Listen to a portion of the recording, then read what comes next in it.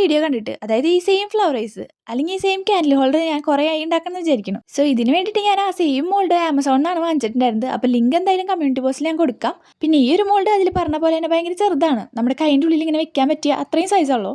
എന്തായാലും ഇത് വെച്ച് നമുക്കൊരു ഫ്ലവേഴ്സ് ഉണ്ടാക്കി നോക്കാം. അപ്പോൾ പ്ലാസ്റ്റർ ബാരൽസ് വെച്ചാണ് ഞാൻ ഉണ്ടാക്കാൻ പോകുന്നത്. അതാകുമ്പോൾ ഒരു ഹാഫ് ആൻ അവറിനുള്ളിൽ ഡ്രൈ ആയി കിട്ടും. പിന്നെ കുറച്ച് പേര് ചോദിക്കാറുണ്ട് ഈ വൈറ്റ് സിമെന്റും പ്ലാസ്റ്റർ ബാരൽസും സെയിം ആണെന്ന്. അത് രണ്ടും തമ്മിൽ നല്ല ഡിഫറൻസ് ഉണ്ട്. പ്ലാസ്റ്റർ ബാരൽസ് എന്ന് പറഞ്ഞു കഴിഞ്ഞാൽ ഒരു ഹാഫ് ആൻ അവറിനുള്ളിൽ ഡ്രൈ ആയി കിട്ടും. പക്ഷേ വൈറ്റ് സിമെന്റ് എന്ന് പറഞ്ഞു കഴിഞ്ഞാൽ ഒരു 2 to 3 days ഒക്കെ എടുക്കും ഡ്രൈ ആവാനായിട്ട്. പിന്നെ ഡ്യൂറബിലിറ്റി വെച്ച് നോക്കുകയാണെങ്കിൽ വൈറ്റ് സിമെന്റ് ആയിരിക്കും കുറച്ചും കൂടി ബെറ്റർ. പിന്നെ എനിക്ക് അത്ര ക്ഷമയൊന്നും ഇല്ലാത്തതുകൊണ്ട്, അതായത് 3-4 ദിവസം വെയിറ്റ് ചെയ്യാൻ ക്ഷമ ഇല്ലാത്തതുകൊണ്ട് ഞാൻ പ്ലാസ്റ്റർ ബാരൽസ് വെച്ചിട്ടാണ് ഉണ്ടാക്കിയിട്ടുള്ളത്. അതാകുമ്പോൾ ഞാൻ പറഞ്ഞ പോലെ പെട്ടെന്ന് ഡ്രൈ ആയി കിട്ടും. പിന്നെ ആദ്യമായിട്ട് ട്രൈ ചെയ്യണോണ്ട് കളറൊന്നും ഒഴിച്ച് ഞാൻ നശിപ്പിക്കാൻ ഉദ്ദേശിക്കുന്നില്ല.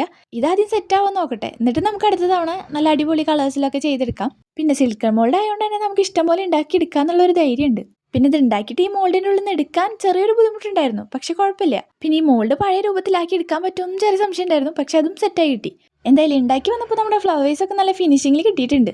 ഇനിയിപ്പോൾ എന്തായാലും കുറച്ച് കളറൊക്കെ ആഡ് ചെയ്ത് കുറച്ച് ഫ്ലവേഴ്സ് ഉണ്ടാക്കി നമ്മുടെ ടേബിളൊക്കെ ഒന്ന് സെറ്റാക്കി എടുക്കണം.